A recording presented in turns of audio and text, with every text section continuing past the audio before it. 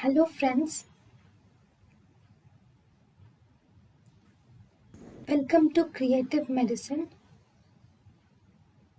In this lecture, we will learn about.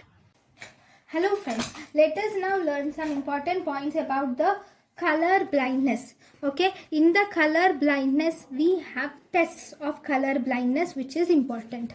So what are the tests of color blindness? This list is important. So most important test is we have Ishihara's color plate. We have Ishihara's color plate. We have lantern test. Then we have hologram test. Okay. Then we have Munsell 100 hue test. Okay. Then we have Nagel's anomaloscope. Nagel's anomaloscope. Then we have Hardy-Rand Rittler's test.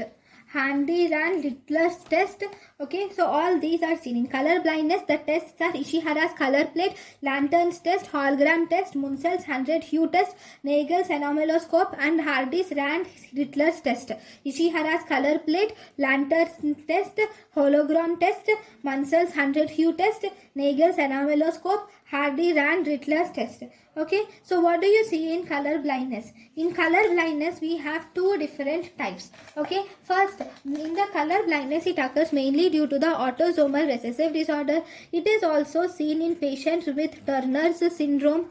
It is seen in patients with Turner syndrome, more common in males than in females. We have two types of color blindness, that is partial color blindness or total color blindness. If there is partial color blindness, we have the ending should be anomaly. Like for example, we have protanomaly, then deuteranomaly, then we have tritanomaly.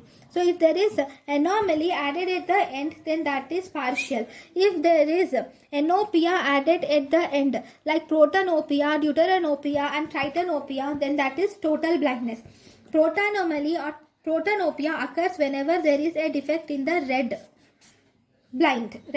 cones are defective. Then deuteranomaly and deuteranopia occurs when there is defect in the green RGB.